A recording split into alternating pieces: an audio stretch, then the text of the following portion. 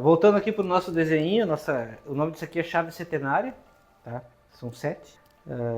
Isso é uma coisa interessante, né? Se você olhar também, o 7 é um número muito, muito místico, né? Porque você tem 7 cores no arco-íris, tem 7 notas musicais, tá? Você tem 7 dias na semana. Se você pegar o ano, você tem 4 estações com 3 meses cada uma, que também dá 7. Então o 7 ele é muito místico mesmo, né? E o ser humano também não escapa do 7, como 7 corpos. Bom, aqui só recapitulando, a gente viu aqui então que existe a personalidade formada pelo, a gente chama isso de quaternário, que são 4 corpos, né? E o indivíduo formado pela tríade, são 3 corpos. Tá. E a gente falou da luz lá, que ilumina a mente, né? E aqui a consciência ativa, digamos, quando ela está iluminada por essa luz superior, essa luz espiritual, esse observador silencioso aí, percebendo os dois aspectos, o indivíduo e a personalidade. Só que na prática, no dia a dia, o que acontece? Essa consciência, ela pode descer, navegar, como se fosse um elevador isso aqui. Ela pode navegar por cada um desses corpos aqui. É como se ela fosse capturada. Um exemplo simples disso. Eu bato numa quina, dói pra caramba. Eu esqueço tudo o resto. A consciência vai pra dor. Aquilo tá doendo, tá me incomodando, tá? Sei lá, alguma coisa deu ruim, eu não dormi direito, tô com pouca energia. Minha consciência vai toda pra energia, aquele desânimo, aquela preguiça, aquela vontade de não fazer nada. Eu tô com um problema, sei lá, magoei alguém me magoou, briga de casal, então tô com uma tristeza, tô com uma raiva, algum medo. A consciência é capturada por essa emoção e fica circulando, rodando ao redor disso aqui. Tá? Então as pessoas ficam sofrendo porque a consciência ela é capturada por essa emoção e ela fica presa naquilo ali. Então, o que acontece? A pessoa está num estado de consciência adormecida. Ela se considera consciente porque está em estado de vigília, então, porque a gente separa a consciência, eu estou acordado e estou dormindo, né? Só que existem vários níveis de consciência, né? Essa é uma consciência, quando ela é capturada por um desses elementos, ela está adormecida. E aí o que acontece? Essa emoção, esse sentimento, essa raiva, esse medo, essa tristeza, essa mágoa, ela começa a direcionar as escolhas da pessoa, ela fica presa naquilo ali. Tá? Às vezes a gente também tem isso com pensamento circular. Pensamentos que ficam, vai acontecer isso, não sei o que, a gente começa, a gente está planejando coisas, quer coisas, começa a ficar gastando assim, a gente fica preso num projeto, numa ideia, numa coisa, num pensamento circular. E esse pensamento circular vai alimentar uma emoção e o negócio vai crescendo. Um exemplo, quer ver? A pessoa está deitada na cama, triste, deprimida. Ai, não dá certo na minha vida, tudo é ruim, não sei o que, não sei o que.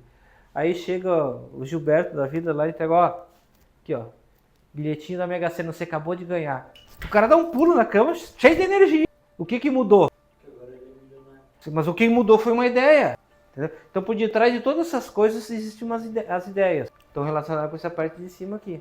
Então as ideias, elas influenciam nossos pensamentos. Os pensamentos influenciam nossas emoções, as emoções influenciam nossa energia e isso se reflete no físico. Beto, tu tá dizendo que a consciência, ela tá na parte mais densa também, por exemplo, ela tá nos sentimentos, ela tá na dor, isso, a consciência não é aquela que observa isso? Quando ela está ali, ela está capturada, ela está adormecida. Estaria inconsciente, né? Não dá para chamar de consciência. Ela fica inconsciente, mas você está com a consciência. Se a gente trazer isso assim para a palavra consciência, como isso que você está falando, de observador, de perceber, isso de fato é consciência. Tá? Ela seria sempre ativa. Então você está consciente ou inconsciente. Se você fica. Eu usei essa palavra aqui, por isso que até que eu botei ativo. É um negócio difícil de falar por causa que tem trocentas mil interpretações, né? Mas poderia botar aqui simplesmente consciência e para baixo inconsciente. Poderia usar assim, entendeu? Eu estou preso numa emoção, está inconsciente. Porque quem está comandando a emoção não é você. É outra maneira de falar também. Tá? Quando tu triângulo, né? Sim, exatamente. Que ali a consciência desperta, tá? Mas ela pode não estar desperta, tá adormecida, tá? Aí como é que é? A gente tá meio zumbi no negócio. A gente se considera consciente porque a gente tá em estado de vigília, tá acordado, tá?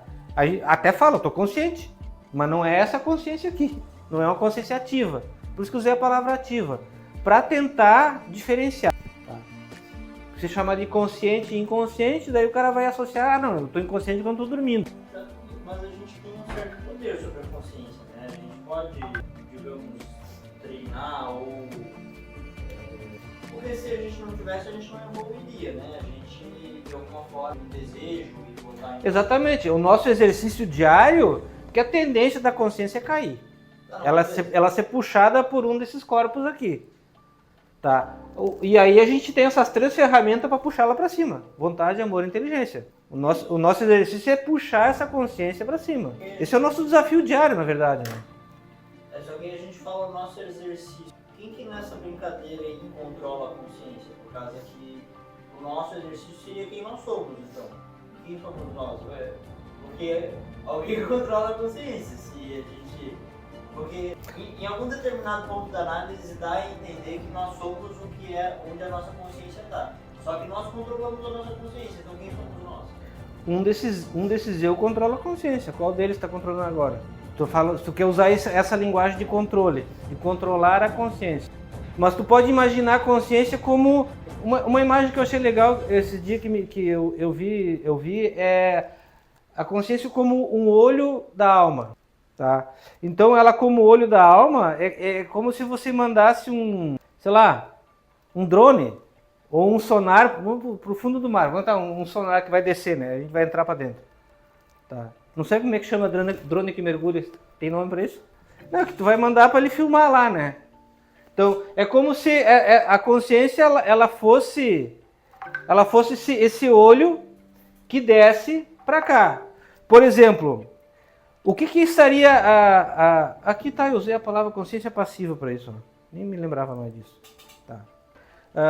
Ou seja, quando ela está adormecida e daí eu tô com raiva, eu tô com medo, seja lá o que for. Eu passo a ser esse medo, estou inconsciente. Eu passo a ser essa raiva, eu passo a ser essa tristeza. Ai, nada dá certo para mim, não sei o que, não sei o que, não sei o que. Eu fico nisso. O que acontece? Eu passo a ser essa dor. Qual é que é o trabalho da consciência? A consciência é uma luz. Seria levar a consciência para essa dor, iluminar essa dor, e aí eu vou perceber, ou começar a olhar e vou entender de onde vem essa... Por que está causando essa dor? Tá. Aí sim, a consciência como o olho da alma vai lá, penetra nessa dor, seja ela de qual corpo for, ilumina essa dor e vê de onde é que está vindo isso. Que no momento que a gente toma consciência da causa, a dor passa. Ou pelo menos ela alivia. Esse seria o nosso autotratamento emocional. Porque daí eu começo a perceber e entender que a causa da dor, às vezes, maioria das vezes, está relacionada a um apego, a uma paixão, a um desejo. Às vezes irreal, mas uma grande ilusão. Tá? Ou às vezes até bem fundamentado, mas não é o momento. Tá? E o momento que eu tomo consciência disso, pronto, eu dissipo essa dor. Pelo menos amenizo ela, se eu não consigo eliminar totalmente.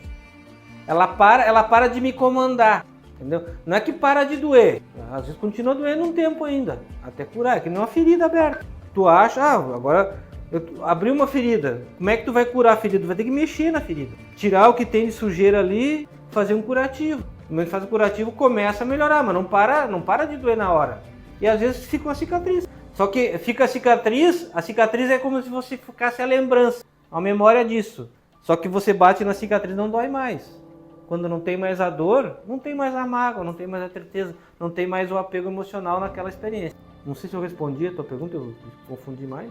É que é um assunto delicado, mas é difícil entender. Na verdade, eu estava esperando outra resposta, mas tá bom. Mas se tu já tinha uma resposta pronta, não precisa nem perguntar, né? Na verdade, acho que eu peguei isso da forma oriental, não, da forma egípcia lá, que eles, que o eu, eles escolhiam um nome, né? Olha, fala lá, isso aqui é o mais velho, né? Aí, eu imagino que o que eles estavam dizendo é que nós somos da parte mais superior. E aí, A gente é esses três aqui, o indivíduo. Então, aí o que eu tava tendo em mente é que quem controla a consciência, porque tem alguém que tá olhando tudo, inclusive a consciência. Mas a consciência é o que está olhando. Mas então como é que a gente tem um controle sobre ela?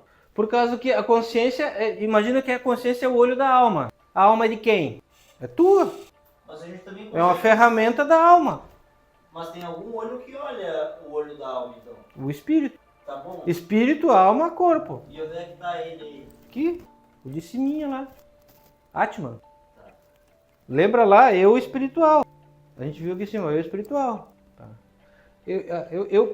Eu imagino, eu consigo associar, entender a alma como esse elemento aqui, ó, essa bolinha aqui. Essa é a minha alma, a alma imortal. Platão fala que a alma é imortal, a alma não morre.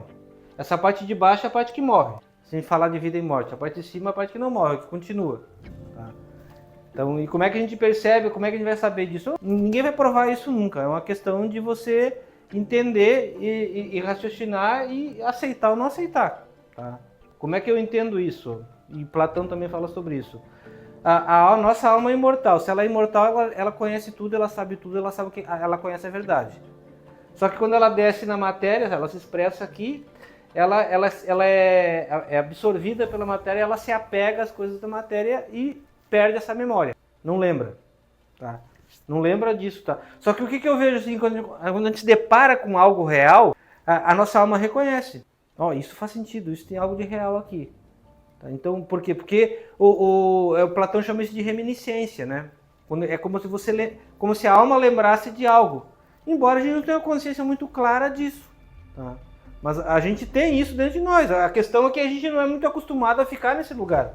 É um lugar um pouco estranho para nós. E por isso que a gente tem essas dificuldades todas. Porque a gente é muito apegado à personalidade. A nossa vida é isso. Muito grudado no aspecto da personalidade. Então a gente se desconecta pouco disso, né? Acaba conhecendo pouco da nossa alma. É mais ou menos assim, né?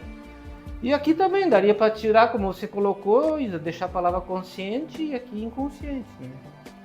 E aí quando eu desço por escolha lá, ilumino aquela dor, aí sim, eu estou usando a minha consciência, eu estou usando o olho da alma para ver as causas. Estou desanimado. Vou lá olhar por que eu estou desanimado. Esse olho vai lá e vasculha, acha as causas. Estou triste com isso, estou magoado com aquilo. Esse olho vai lá. Às vezes a gente demora para descobrir a tristeza, a mágoa, ou seja lá o que for. Quando descobre, opa, agora eu tenho que entrar dentro disso e começar a olhar, começar a investigar. E quanto tempo demora isso? Cara, pode demorar 1 hora, pode demorar 1 ano, pode demorar uma vida. Depende de cada um. E limpando, entrando nisso e limpando. Essas mágoas, essas certezas, essas raivas, essas melancolias, seja lá o que for. Esse é um trabalho de cada um. Esse é o tipo de coisa, ninguém vai fazer pela gente nunca. Esse é o grande trabalho do ser humano. E quando eu faço isso, eu estou realmente sendo humano. Porque eu estou limpando. É como se todo dia eu vou lá e tomo banho, né? Limpo o meu corpo. Com isso eu vou estar limpando esses outros corpos aqui. Quando eu tomo banho eu limpo o corpo físico.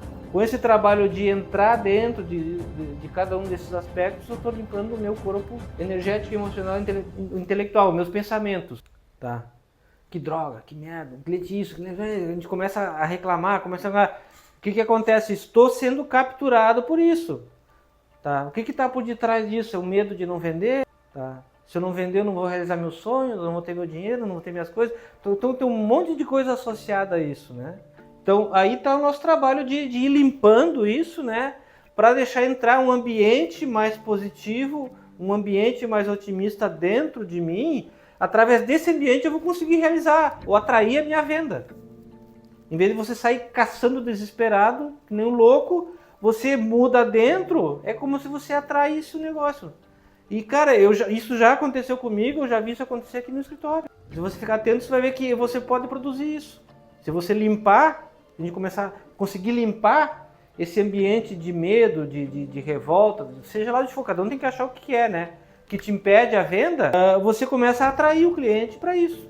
É possível fazer isso? É fácil? Não. Mas essa é a maneira de você usar a mente, o poder da sua mente a seu favor, para criar o teu mundo, teu ambiente. Você quer criar um ambiente bom, você tem que criar um ambiente mental bom. Se a mente está entrando muita porcaria, o ambiente mental vai ficar poluído, vai ficar sujo. E aí se entrar para dentro, que implica um monte de coisa. a higiene, o tipo de música que eu fico escutando, os ambientes que eu frequento, as companhias, as conversas, tudo isso aí tá me gerando poluição ou purificação no meu ambiente mental. É uma revisão que cada um tem que fazer por si. É o trabalho de cada um. Que se você não fizer, ninguém vai fazer. É um problema teu, da tua vida. Eu quero ir limpando minha mente. O que eu estou lendo? O que eu estou lendo? Está me ajudando a limpar, também está sujando mais. Nem todo livro é bom, gente. Tem livro que deixa a gente mais confuso do que ajuda. Faz sentido isso, pessoal? Podemos ir para o próximo passo? Estamos acabando aqui já. Então, aqui eu fiz... Isso aqui é talvez uma brincadeira minha, tá? Mas base na minha observação, o estilo de vida que a gente leva, que cada um leva, de acordo a esse nível de consciência. Eu acho que talvez aqui a palavra mais adequada seja essa, nível de consciência, tá? O estado de consciência também é uma palavra boa. Também tem um parâmetro, né? Como é que eu sei se a minha consciência está mais elevada ou mais baixa, ou mais densificada? É justamente, quanto mais elevado, mais eu percebo a unidade das coisas. Mais eu busco a unidade. Quanto mais desce, mais separa, mais disperso. Então, quando a gente pensa nessa coisa de união, de conexão, de coisa assim, isso vai promover uma união, isso une. O que une Bom, esse é o conceito antigo de bom e mal, né? O que é bom, o que une, o que é mal, o que separa. Então, essa ideia de unidade, ou essa busca de unidade, porque a unidade remete ao quê? Ao indivíduo, aquilo que não é separado. Então, eu vou fazer isso vai me deixar... Eu não posso comprometer a minha integridade como ser humano, minha integridade moral, minha integridade ética. Se eu comprometo essa integridade, eu estou me separando, eu estou me fragmentando. Quanto mais eu me fragmento, mais complicada fica a vida, mais difícil fica a vida. Quanto mais eu unifico, mais fácil fica a vida, mais fácil é viver, mais simples fica a vida. Quando é mais simples, é mais fácil de viver.